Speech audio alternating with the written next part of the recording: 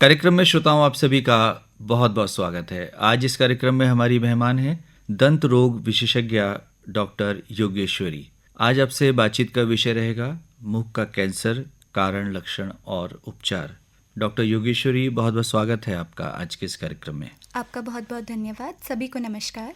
Doctor Yogeshwari, जब हम मुंह के कैंसर की बात करते हैं तो हम जानना चाहेंगे कि मुंह का कैंसर, इसकी लोकेशन क्या है, कहाँ तक हम मुंह का कैंसर माने। मुंह का कैंसर हम जैसे शुरुआत बात करें तो आपके होठों से शुरू हो जाएगा, फिर आप अंदर चलें तो गाल का हिस्सा हो जाएगा जिसको हम बकल म्यूकोसा कहते हैं। नीचे जो आपकी डेप्थ होती है दांत और आगे के होंठ के बीच की, उसको हम वेस्टिबुलर म्यूकोसा कहते हैं, उसमें भी ये कैंसर हो सकता है। फिर आप अंदर चलें तो आपकी जीभ पर हो सकता है, तालू पर हो सकता है।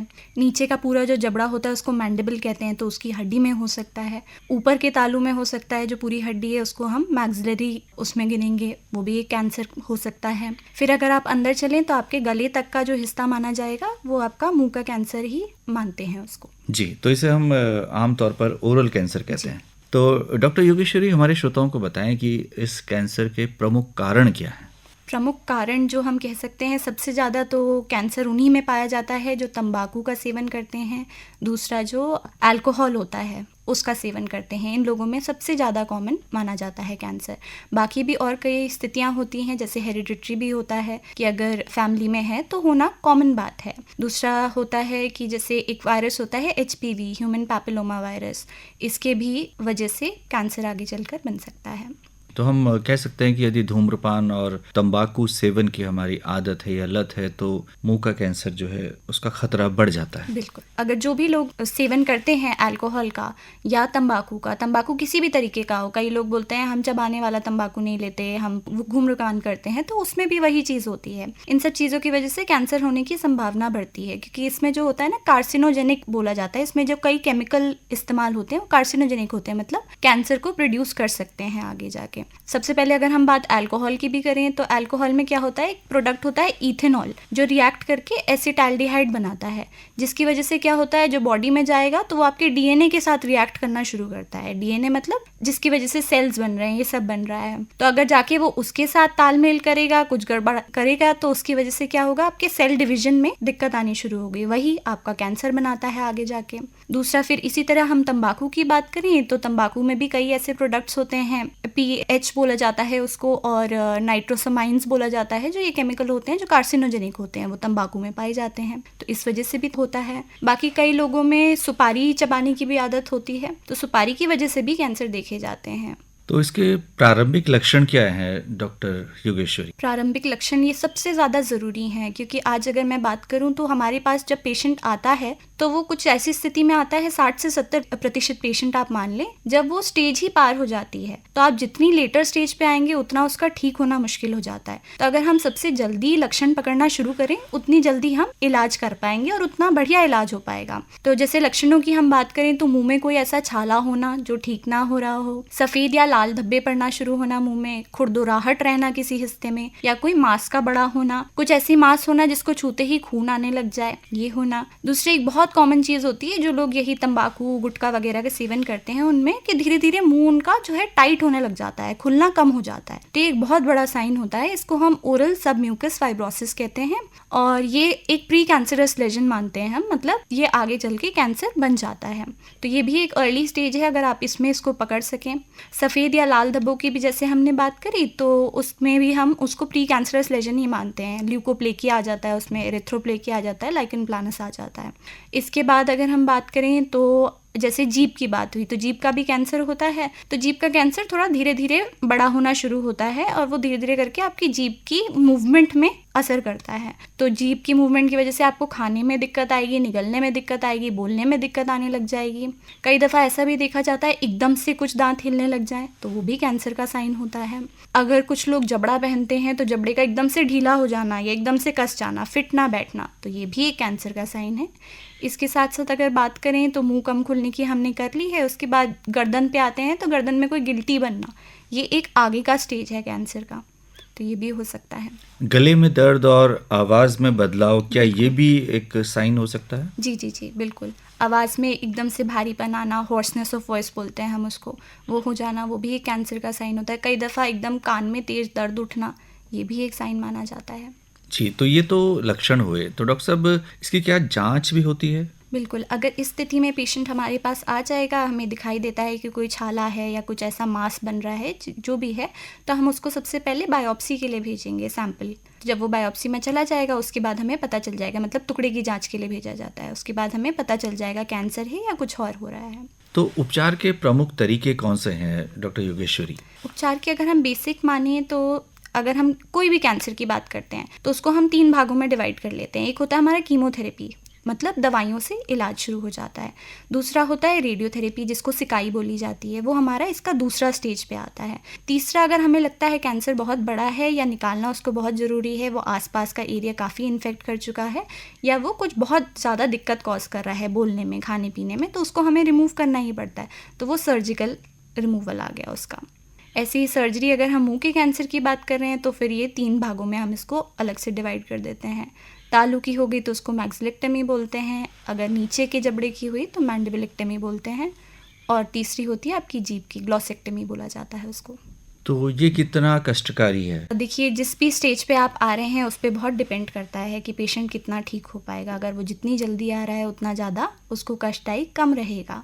इसीलिए हमेशा बोला जाता है कि लक्षणों पे ध्यान दें, आदतें छोड़ें, क्योंकि जितनी जल्दी ये चीज़ पकड़ में आएगी उतना ही कम कष्ट पेशेंट को होगा। बाद में भी ऐसा नहीं है कि अगर सर्जरी होती है तो उसके बाद रिहैबिलिटेशन में दिक्कत आती है, नहीं आती। अब बहुत सारे आपके चांसेस बढ़ गए हैं पेशेंट की, वो एक अच्छी लाइफ उसके बाद भी जी लेता है। जब कीमोथेरेपी या रेडियोथेरेपी चल रही हो, सर्जरी के बाद किन बातों का खास तौर से ध्यान रखा जाना चाहिए? खान पान का ध्यान रखना चाहिए। दूसरी चीज़ ये होती है, जब रेडियोथेरेपी चलती है पेशेंट की तो दूसरी चीज़ पेशेंट बोलने लग जाता है कि थूक बिल्कुल कम बनने लग जाता है, फिर पेशेंट को घोटने में दिक्कत आती है, इन सब चीज़ों में दिक्कत आएगी। दूसरा क्या होगा, जब थूक कम बनेगा तो दांत सड़ने शुरू हो जाते हैं, क्योंकि कैविटी लगने के चांसेस बढ़ते हैं, तो पेशेंट को अलग तरीके की भी डेंटल प्रॉब्लम शुरू हो जाती हैं। फिर हम बात करें तो और मुंह खुलना कम हो जाता है उसका, तो रिस्ट्रिक्टेड माउथ ओपनिंग बोलते हैं जिसको, बिल्कुल ही मुंह टाइट हो जाता है। तो ये सब भी आगे चल के आता है, जब ट्रीटमेंट कराते हैं तो ये सब लक्षण बढ़ते हैं फिर पेशेंट के। डॉक्टर योगेश्वरी, क्या उपचार के बाद पुनरावृत्ति की संभावना भी होती है? क्या दोबारा कैंसर हो सकता है? कुछ प्रकार के कैंसर होते हैं जो दोबारा भी हो सकते हैं, और वो डिपेंड करता है कि कौन से स्टेज पे है। अगर हम बात कर रहे हैं ना, जैसे पहला स्टेज है कैंसर का, तो कैंसर ऊपरी भाग में होता है। दूसरे स्टेज में वो थोड़ा सा टिश्यू इन्वॉल्व करता है नीचे का।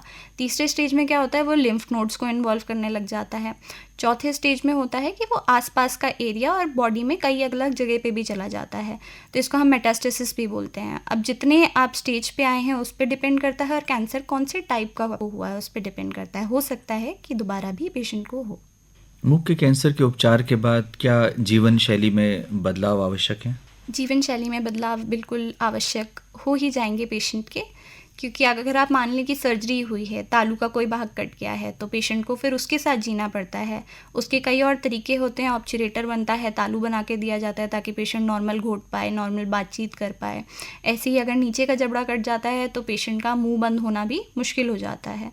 तो इन सब चीज़ों के साथ जीना सीखना पड़ता है, इनके अलग उपचार हैं, फिर हमें उस तरफ भी जाना पड़ता है। बचाव के लिए क्या कदम उठाए जाने चाहिए? सबसे पहली चीज़ तो यही है कि तंबाकू, बीड़ी, सिगरेट, गुटखा, पान मसाला, शराब का सेवन बिल्कुल भी ना करें। दूसरी चीज़ ये है कि थोड़ा धूप से भी बचाव ज़रूरी होता है, क्योंकि जो हमारा ओरल कैंसर, लिप का कैंसर है, वो सन एक्सपोजर से भी देखा गया है कि ज़्यादा होता है। तीसरी चीज़, फिर आप अपने डाइट का खूब ध्यान रखें। डाइट में बोला जाता है कि कैरोटीन रिच और लाइकोपीन रिच, मतलब एंटीऑक्सीडेंट्स जिस चीज़ में ज़्यादा हो वो हम ज़्यादा से ज़्यादा लें।